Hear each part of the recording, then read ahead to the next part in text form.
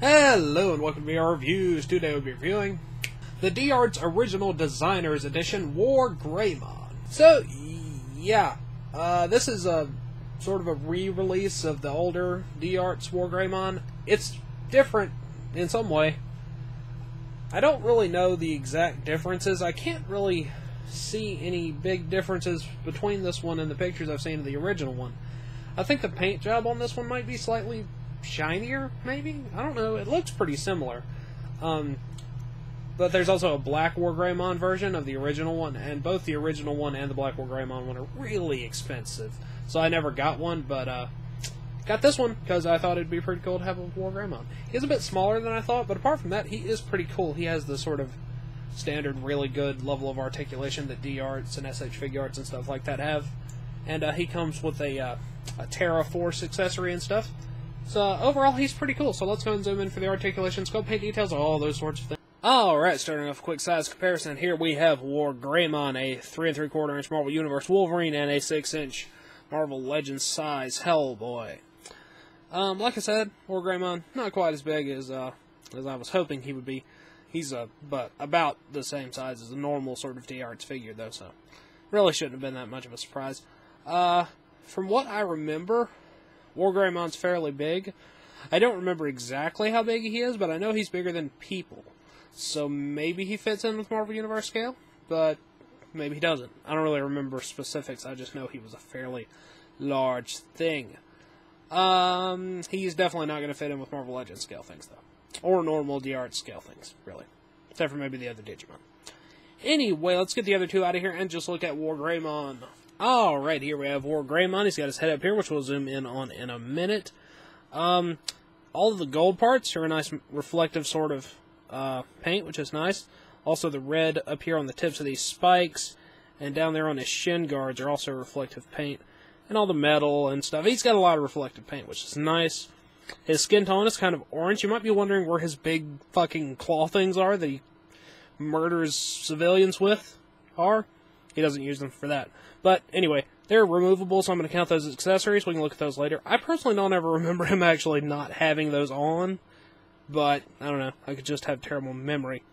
Anyway, he's got these sort of black straps on his arms. Little silver buckles there. He has two fist hands. He has no other hands other than the big spike things, and they sort of go on over the hands. They're not like extra hands. Anyway, he's got all this sort of metal stuff on his chest. These little sort of red cable things that look like they might be holding stuff together or something like that. He's got a crotch flap here, and then he's got two sort of gold flaps on the sides on his hips. All of his skin tone has some sort of darker shading in it, as well as the base color, which looks pretty nice. He's got the big shin guard things down there, which look pretty cool. On his back, he's got the big loyalty crest thing there on the back. And then, of course, these can separate, and I can just take them off, actually. And you can see the back, which also has that reflective gold paint. See his butt there, his little strap things holding his shin guards on. All that kind of stuff. Overall, detail-wise, he looks really, really, really good.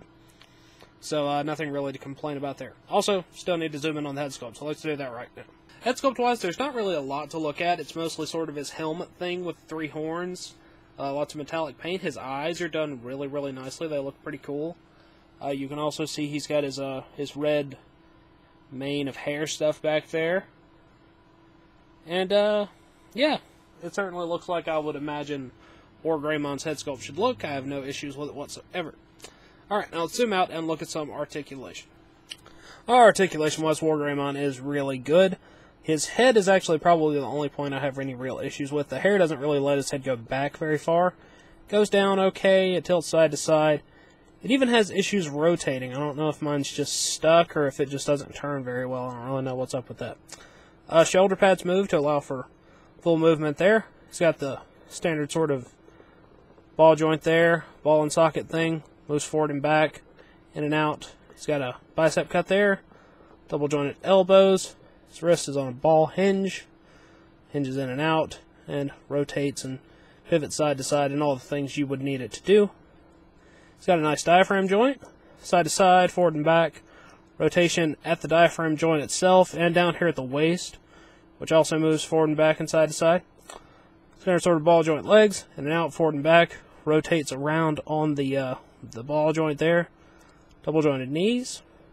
He's got really good ankle motion. They sort of slide in and out, slide side to side, pivot really well, hinge up and down.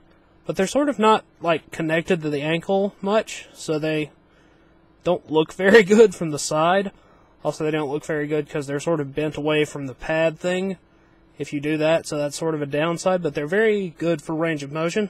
Also, each one of these flaps here have little hinges so they don't get in the way. And then on the back, his big wing shield plate things are on little ball pegs, so you can pretty much move those around in whatever way you see fit. And, of course, they do come off because I popped them off earlier. Anyway, articulation-wise, he's really good. I have no real issues with his articulation other than the head could be a bit more mobile, but it's not really a big deal. Let's move on to his accessories. Accessories-wise, like I said, he comes with his big claw arms. They're painted the same sort of gold, and then they have this really nice reflective silver paint on the claws.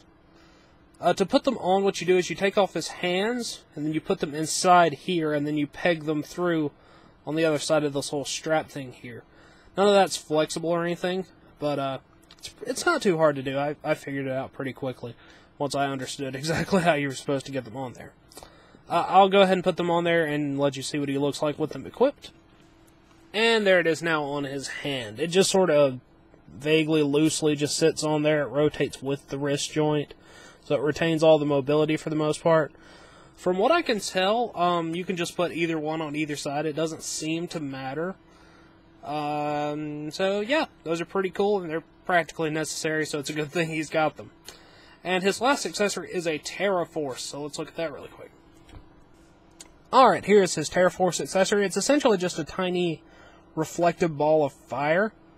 It looks pretty cool. I have no real issues with it. The sculpting's nice. The paint job is really shiny and cool looking. It's got this little piece here, which slides in between his claws, and that sort of holds it in place. It's a bit small because the Terra Force is kind of huge, but it kind of sort of is one of those attacks that expands, so this is like the start of it, and then it gets bigger. So I don't really have any issue with that. It looks pretty cool, and you can display him with it, and it's a nice accessory to have. That about wraps it up for his accessories. Unfortunately, it doesn't come with a stand or anything, which would have been nice. But anyway, let's move on to the packaging.